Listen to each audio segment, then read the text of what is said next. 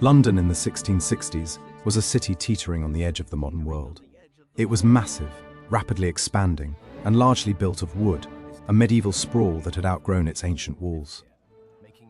By this decade, nearly 500,000 people lived here, making it one of the largest cities on Earth. It was a place of immense wealth, deep squalor, political volatility, and terrible danger. In this video, I use modern AI tools to bring historic paintings, engravings, and prints from this specific decade to life. These tools allow us to take static, two-dimensional artworks and shift our perspective, changing camera angles to move through the same scenes in ways their original artists never could. We can look around corners, push through crowds, and experience the scale of Restoration London before it vanished forever. First, I want to talk about the defining feature of the city, the River Thames. This view shows the Thames as the grandest highway in England. By the 1660s, if you wanted to move across London quickly, you didn't take the narrow, mud-choked streets, you took the river. In the foreground, we see the water teeming with life. There are hundreds of small wherries, the water taxis of the day, ferrying passengers from bank to bank. You can see larger, heavy barges laden with coal from Newcastle, timber, and goods arriving from across the globe. The river is busy, loud with the shouts of watermen, and smells intensely of the city's runoff. The background presents the iconic jagged skyline of pre-fire London. It is a dense forest of church spires and towers, dominated by the massive bulk of old St. Paul's Cathedral sitting on the hill. But this waterway was also dangerous. The currents were strong, especially here, where the water rushed between the narrow arches of London Bridge. Capsizing was common. It was also the main sewer for a massive population. This was the lifeblood of London's economy, the connection to the wider world, but it was a chaotic, unregulated artery. While the river remains the heart of London today, the stone embankments that channel it now were centuries in the future. This brings us to the only crossing point in the city area, Old London Bridge. This view shows the bridge not just as a crossing, but as a living street suspended over the water. By the 1660s, the bridge was already ancient, having stood for over 400 years. It was cluttered with tall, timber-framed houses and shops built right onto the structure, leaning precariously over the river on both sides. As we move our perspective down the bridge, you get a sense of the claustrophobia. The thoroughfare was barely wide enough for two carts to pass. It was a dark tunnel, noisy with merchants selling pins, needles, gloves, and books from the shop fronts. The air here was thick with the smell of the river below and the smoke from the chimneys above. There was a grim tension here too. At the southern gatehouse, you might still see the weathering heads of executed traitors impaled on spikes, a stark reminder of royal authority in a city that had only recently seen the restoration of the monarchy. The bridge was a vital bottleneck for trade, but its many thick piers slowed the river's flow, causing the water to roar through the gaps, creating the dangerous rapids I mentioned earlier. Remarkably, this structure stood until the early 19th century. Today, the modern London Bridge sits on roughly the same spot, a functional, wide crossing that bears no resemblance to this chaotic medieval wonder. Moving into the heart of the city, we come to Old St. Paul's Cathedral. This view shows a building that is both magnificent and decaying.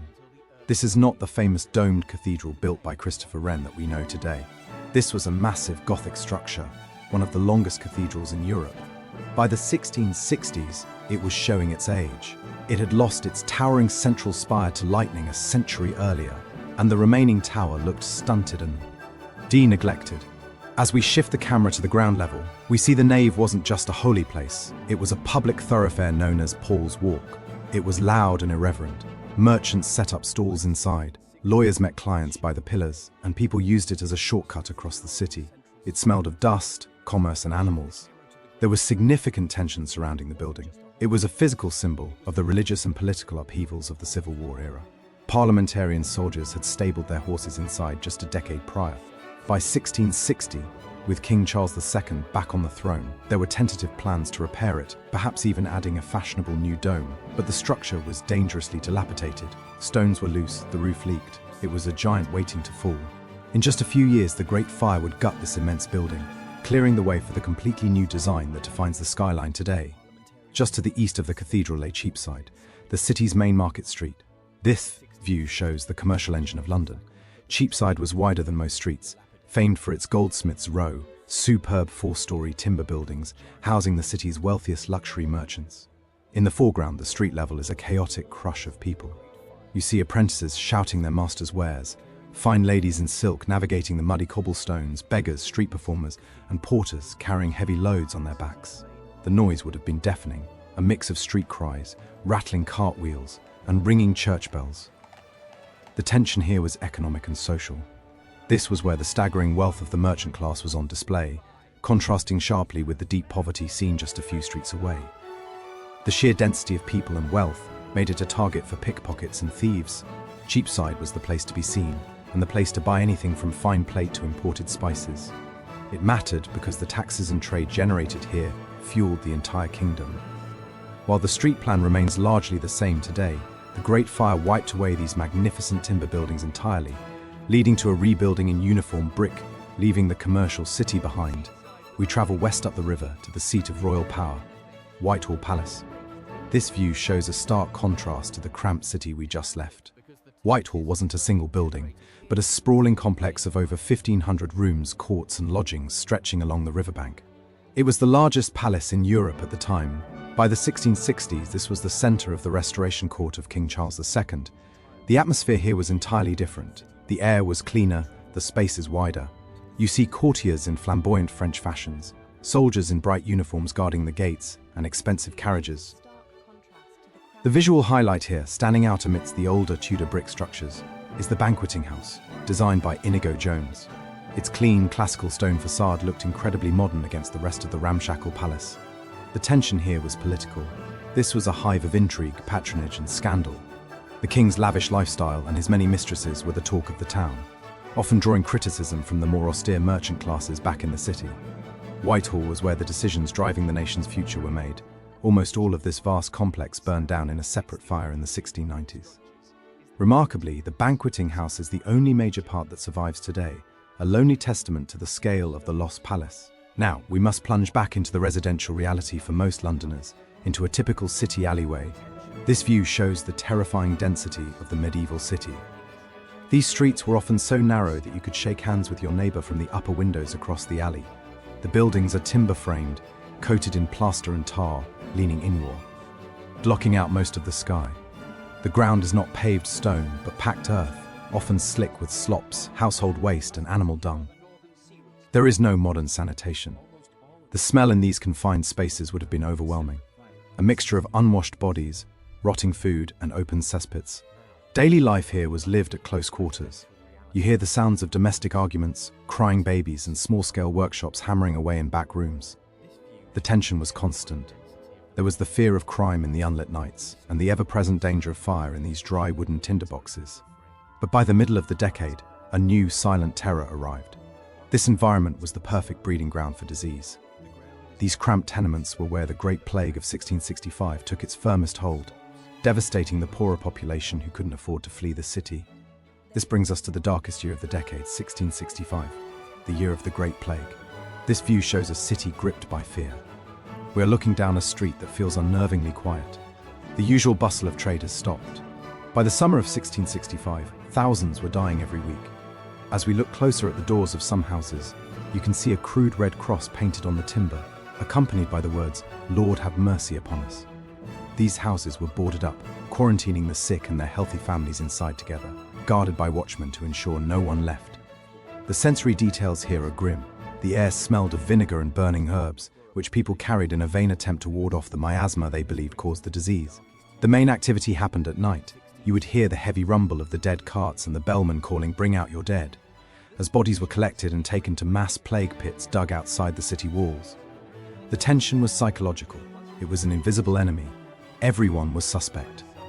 Trade ground to a halt, and the wealthy, including the king, fled to the countryside, leaving the poor to face the contagion alone. Records suggest nearly 100,000 people died, perhaps 20% of the city's population, in a single year.